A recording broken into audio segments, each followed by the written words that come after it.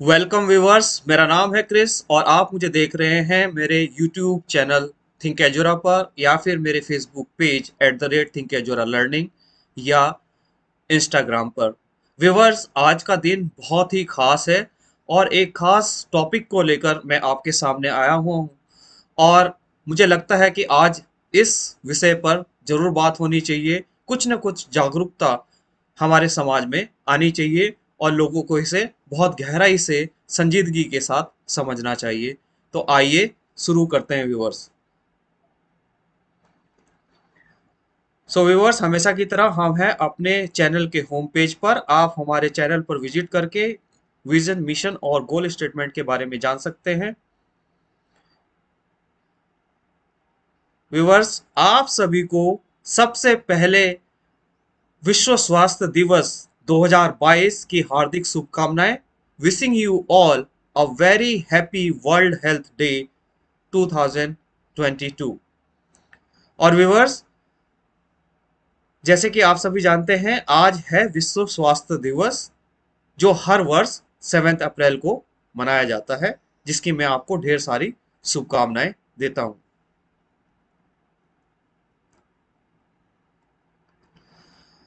So viewers, आज मैं आपके सामने प्रस्तुत हुआ हूं विश्व स्वास्थ्य दिवस को लेकर कुछ अवेयरनेस टॉक करेंगे, कुछ जागरूकता वार्ता करेंगे और इसके बारे में थोड़ा सा और जानेंगे, क्योंकि बहुत ज़रूरी है इस विषय के बारे में अवेयर होना, इस विषय के बारे में जागरूक होना। क्योंकि जिस तरीके से हमारे प्लेनेट की जो स्थिति अभी हो रही है और जिस तरीके से, जिस तेजी से वो चेंज हो रही है, हम सभी को इसके बारे में जानना चाहिए।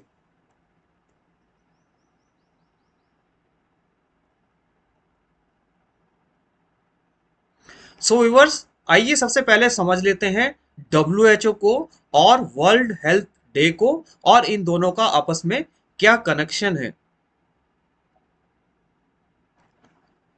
सो व्यूअर्स, डब्ल्यू की स्थापना 1948 में यानी कि 1948 में हुई थी और वर्तमान में अगर हम देखें तो करीब 194 देश इस संगठन का सदस्य हैं।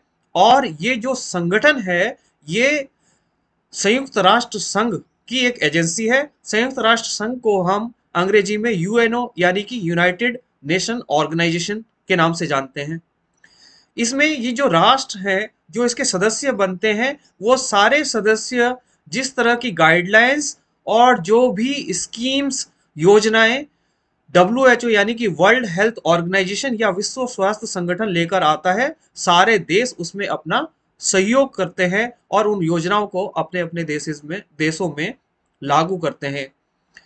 और विश्व स्वास्थ्य संगठन के जो इनिशिएटिव्स होते हैं, जो उनकी योजनाएं होती हैं, वो होती हैं स्वास्थ्य को बढ़ावा देने के लिए, दुनिया को सुरक्षित रखने के लिए, कमजोरों की सेवा करने के लिए, ताकि हर कोई स्वास्थ्य के उच्च स्तर को प्राप्त कर सके।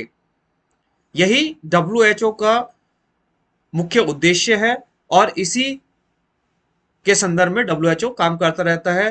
व्यूअर्स, जैसे कि आप सभी जानते हैं, अभी अभी हम कोविड-19 के पेंडेमिक से गुजरे हैं और विश्व स्वास्थ्य संगठन ही एक ऐसा ऑर्गेनाइजेशन है, जब कोई बीमारी बहुत बड़ी हो जाती है, वो महामारी का रूप ले लेती है, तो विश्व स्वास्थ्य संगठन ही उसे पेंडेमिक यानी कि महामारी घोषित करता है। और कोविड-19 को रिसेंटली एक महामारी के रूप में घोषित किया गया था डब्ल्यूएचओ के द्वारा। तो ये है शॉर्ट में इंट्रोडक्शन डब्ल्यूएचओ के बारे में। डब्ल्यूएचओ क्या करता है, करंटली इसमें कितने देश मेंबर्स हैं और इसका क्या उद्देश्य रहता है, हमने इसके बारे में जाना। आइए आगे चलते हैं viewers.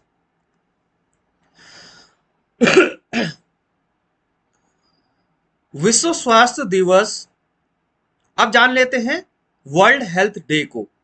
So world health day का डब्ल्यूएचओ से क्या कनेक्शन है। विश्व स्वास्थ्य दिवस जो है, विश्व स्वास्थ्य संगठन की ही एक पहल है और हर साल 7 अप्रैल को यह दिन मनाया जाता है। और पहली बार 1950 में यह दिन 7 अप्रैल के दिन ही मनाया गया था और उसके बाद अब हर वर्ष इसको हम वर्ल्ड हेल्थ डे या विश्व स्वास्थ्य दिवस के नाम से जानते हैं और मनाते हैं। वर्ल्ड हेल्थ ऑर्गेनाइजेशन यानी कि विश्व स्वास्थ्य संगठन इस दिन हर साल एक नई थीम के साथ, एक नए स्लोगन के साथ, एक नए सोच के साथ कुछ संदेश जारी करता है। और इस वर्ष 2022 के लिए विश्व स्वास्थ्य संगठन ने एक अलग विषय दिया है, एक अलग नारा दिया है, एक अलग थीम दी है, जिसका नाम है हमारा ग्रह हमारा स्वास्थ्य। हवा, पानी और भोजन को साफ रखें, या अंग्रेजी में कहते हैं। और विवर्स, अगर मैं इसे अंग्रेजी में कहूं तो हम कहेंगे our planet, our health, clean our air, water and food. So viewers, ये जो एक नारा है, ये जो थीम है इस वर्ष की, बहुत ही महत्वपूर्ण थीम है और बड़े ही उच्च स्तर की थीम है। और इसमें अगर हम देखें तो बहुत बड़े इनिशिएटिव्स की, बहुत बड़ी बड़ी योजनाओं की आवश्यकता है इस थीम को पूरा करने के लिए। और यही उद्देश्य है डब्ल्यूएचओ का कि सारे देशों का, सारे विश्व का ध्यान हमारे इन रिसोर्सेज पर, हमारे इन नेचुरल रिसोर्सेज पर, इन प्राकृतिक संसाधनों की ओर जाए और इनकी इंपॉर्टेंस को हम समझें और इनके रख रखाव और बचाव और संरक्षण इनका किया जा सके।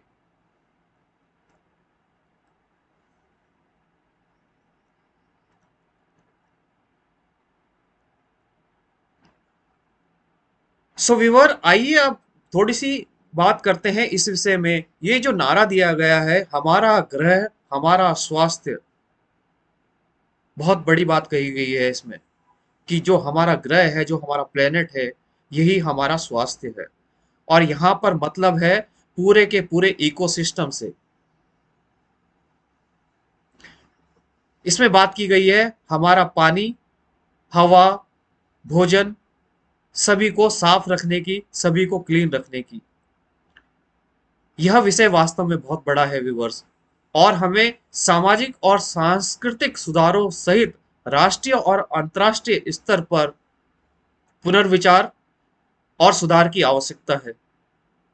और इसमें देश की बड़ी बड़ी एजेंसियां, सरकारी और गैर सरकारी संस्थान, पॉलिसी मेकिंग, इन सभी का बहुत बड़ा रोल रहेगा। जैसे कि विवर्स, मुझे खुशी होती है बताते हुए कि हमारे जो प्रेजेंट गवर्नमेंट है, जो बीजेपी की सरकार है, उसने भी बहुत सारे इनिशिएटिव्स इस सब्जेक्ट से रिलेटेड ऑलरेडी लिए हुए हैं। और इस तरह की पॉलिसी मेकिंग हमारे भारत में अब हो रही है, जहां पर हम जो है इन्वायरमेंट को, इन्वायरमेंट फ्रेंडली चीज़ों के बारे में, जो स्वास्थ्यवर्धक चीज़ें हैं, उनके बारे में सोचने लगे हैं। और हमारे देश में इस तरह की पॉलिसीज बनने लगी हैं।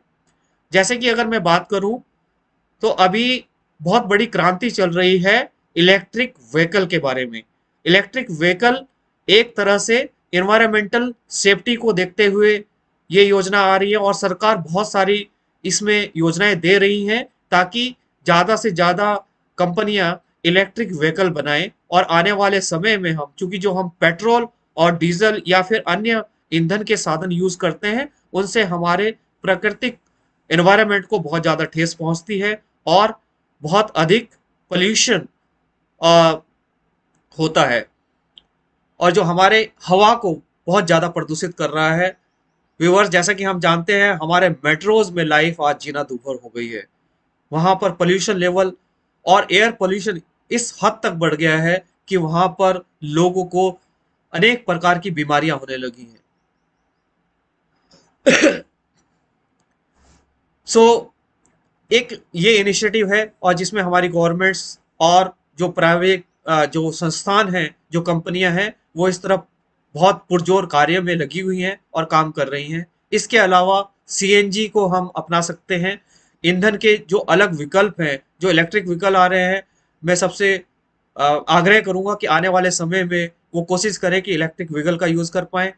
ईंधन के दूसरे विकल्पों को अपनाने की कोशिश करें, जैसे कि सीएनजी है। इसके अलावा व्यूअर्स, प्लास्टिक के उपयोग को कम करने के लिए, प्लास्टिक एक ऐसा कारण है जो हमारे एनवायरनमेंट को और स्पेशली अगर जब हम धरती की बात करें, भूमि की बात करें, उसे बहुत ज़्यादा प्रदूषित कर रहा है, क्योंकि प्लास्टिक जहाँ पर भी जमीन में होता है वो सालों साल सड़ता नहीं है, खराब नहीं होता है, वो वहीं पड़ा रहता है और जमीन को बंजर बनाता है और बहुत तरह के प्रदूषण का कारण बनता है। इसी तरीके से कार्बन फुटप्रिंट्स पर बात हो रही है, प्रदूषण पर बात हो रही है, और इसके अलावा एक नए टॉपिक जो अभी शायद भारत में कम है, लेकिन भारत में भी इसका प्रादुर्भाव मैं कहूंगा कि हो चुका है, और पैकेजिंग फूड की जो शुरुआत है वो भारत में भी हो चुकी है, और बहुत सारी चीजें जो हमें पैकेजिंग, जो भोजन की जो चीजें हैं वो हमें पैकेजिंग में मिलने लगी हैं।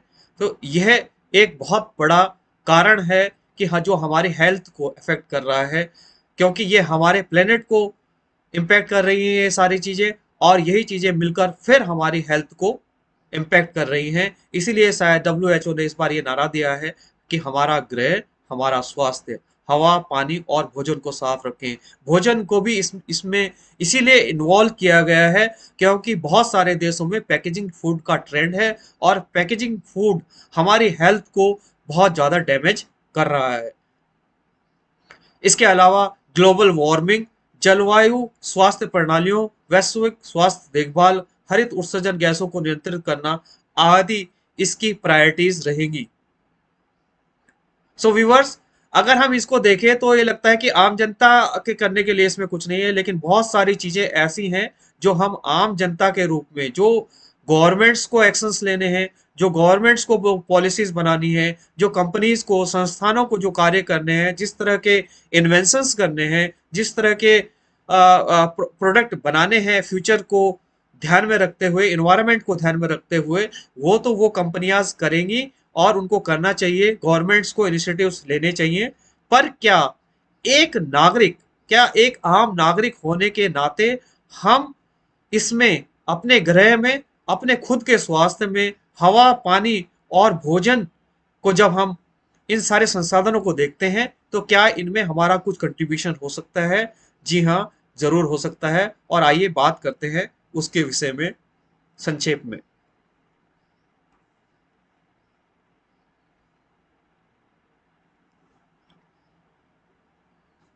देखिए, एक आम आदमी कहाँ कहाँ अपना कंट्रीब्यूशन दे सकता है, आज हम इस बारे में बात करेंगे। और आइए आज प्रण लें कि हम इसमें से जितनी चीजें हमारे बस में हैं, हमारे नियंत्रण में है, हमारे एरिया में है, या आप कहें कि इन्फ्लुएंशियल एरिया में है, जहां तक आप इसको इन्फ्लुएंस कर सकते हैं, जहां तक आप लोगों को जागरूक कर सकते हैं, खुद को जागरूक कर सकते हैं, और खुद को इन आदतों में ढालने की कोशिश कर सकते हैं, तो हम जरूर करें। आइए एक एक करके बात करते हैं। सबसे पहले बात करते हैं प्लास्टिक के उपयोग को। प्लास्टिक, जैसे कि सबसे ज्यादा जानते हैं कि हर चीज की पैकेजिंग में प्लास्टिक है, प्लास्टिक की पन्नियां आ रही हैं, और बहुत सारी सिटीज ने इनको बैन भी किया हुआ है, परंतु ये फिर भी चलन में है। हम कोशिश कर सकते हैं कि हम कुछ ऐसे हथकरघा बैग या अन्य पर्यावरण के अनुकूल विकल्पों का उपयोग कर सकते हैं। हम घर से ही उस बैग को, जब भी हमें मार्केट में कोई शॉपिंग करनी होती है तो हम उन्हें लेकर जाना चाहिए, और हमारी कोशिश रहनी चाहिए कि हम प्लास्टिक को कम से कम यूज कर पाए और उसे ना कह पाए। वहीं से एक आम आदमी इसमें अपना समर्थन दे सकता है। दूसरी चीज बात कर सकते हैं हम, स्वच्छ भारत मिशन। देखिए, हमारे देश के माननीय प्रधानमंत्री ने इतना अच्छा ये मिशन चलाया हुआ है जिसका नाम है स्वच्छ भारत मिशन, और मुझे लगता है कि हमारे देश के सभी नागरिक इस मिशन में बढ़ चढ़कर भाग ले रहे हैं, और हमें इसमें भाग लेना भी चाहिए। जिस तरीके से हम अपने घर को स्वच्छ रखते हैं, साफ रखते हैं, साफ सफाई करते हैं, उसी तरीके से जब हम अपने घर से बाहर निकले तो बाहरी दुनिया को भी उसी तरीके से हमें स्वच्छ रखना चाहिए। इस बात का हमें ध्यान रखना चाहिए कि हम किसी भी तरीके से गंदगी ना फैलाएं। और विवर्स, इसके अलावा हम बात कर सकते हैं जैसे कि वायु जैसे प्राकृतिक संसाधनों का सम्मान करें। अधिक प्रदूषण पैदा करने से बचने के लिए हमें कोशिश करनी चाहिए कि हम जो है सार्वजनिक, साझा या पूल किए परिवहन के साधनों का उपयोग करें। जब तक जरूरी ना हो, एक आदमी के लिए अपने अलग व्हीकल को ना लेकर के जाए। कोशिश करें कि आप उसको पूल कर लें, साझा कर लें, ताकि ज्यादातर लोग एक ही व्हीकल में जा पाए, और इस तरीके से आप जो है एयर पोल्यूशन को थोड़ा कम कर पाएं, या आप आ, आप जो इलेक्ट्रिक व्हीकल आने लगे हैं, सीएनजी व्हीकल आने लगे हैं, कोशिश करें कि हम इन व्हीकल्स पर धीरे धीरे अपने आप को ट्रांसफर कर पाए। हम जानते हैं कि इलेक्ट्रिक व्हीकल अभी थोड़ा टाइम लगेगा, लेकिन इस बात की खुशी है कि हमारी सरकारों ने इस ओर ध्यान दिया है और इलेक्ट्रिक व्हीकल, सीएनजी व्हीकल, इन पर काफी काम हो रहा है। और आने वाले समय में लगता है कि 2025 या 2030 तक हम काफी हद तक इन रिसोर्सेज की तरफ बढ़ जाएंगे, जिसकी वजह से हमारा एयर पोल्यूशन काफी कम होगा। पानी जैसे उपलब्ध प्राकृतिक संसाधनों का हमें बहुत सम्मान करना चाहिए। कोशिश करनी चाहिए कि पानी को उतना ही उपयोग में लाएं जितनी आवश्यकता है। व्यूअर्स, मैं खुद उत्तराखंड में रहता हूं। यहाँ पानी की वैसे तो दिक्कत नहीं है, परंतु हमें समझना चाहिए कि इस पानी को हमें इस स्थिति में भी उसकी हमें इम्पोर्टेंस समझनी चाहिए और सिर्फ उतना ही यूज करना चाहिए कि जितनी की आवश्यकता हो। गंदे पानी को हम पौधों में डालने के लिए या फिर खेत में उपयोग करने के लिए प्रयोग किया जा सकता है। कोशिश करें कि हमारे जो प्राकृतिक संसाधन हैं, जो हमारी नदियां हैं, नाले हैं, हमारे जो कुंड हैं, हम उनको कोशिश करें कि उनमें गंदगी ना करें, किसी तरीके का उसमें प्रदूषण ना फैलाएं, प्लास्टिक उन पानी में ना डालें। इस तरह की चीजें हम एक आम जनता के रूप में, आम पब्लिक इसमें अपना सहयोग दे सकती है। इसके अलावा सबसे बड़ी बात कि स्वास्थ्य ही धन है, हेल्थ इज वेल्थ। हमें अपनी सेहत को, अपने शरीर को एक मंदिर की तरह रखना है। जिस तरह से हम मंदिर को स्वच्छ रखते हैं, साफ रखते हैं, सुंदर रखते हैं, उसकी पूजा करते हैं, इसी प्रकार हमें अपने शरीर को एक मंदिर के रूप में देखना चाहिए। इसकी इसमें क्या जा रहा है, हम क्या खा रहे हैं, हम किस तरह का खाना खाते हैं, हम किस तरह के भोजन को ले रहे हैं, को ग्रहण कर रहे हैं, ये सभी का हमें ध्यान रखना चाहिए।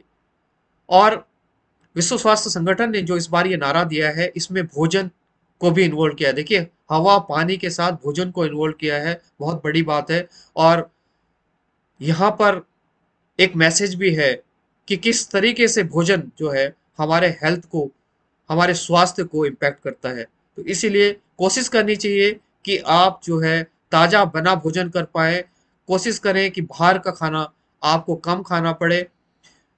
कोशिश करें कि आप हेल्दी खाना खाएं, आप ताजा बना हुआ खाना खाएं, ना कि पैकेजिंग फूड। और पैकेजिंग फूड को आप इग्नोर करें, थोड़ा सा उससे बचने की कोशिश करें। मैं समझता हूं कि कई बार ये मुश्किल होता है, परंतु जितना हो सके हम इसे उतना कंट्रोल कर सकते हैं। सो व्यूअर्स, आगे चलते हैं। आप सभी को मैं एक बार फिर विश्व विश्व स्वास्थ्य दिवस की हार्दिक शुभकामनाएं देता हूं। आपको शुभकामनाएं देता हूं कि आप स्वस्थ रहें, मस्त रहें। आज के लिए इतना ही। धन्यवाद।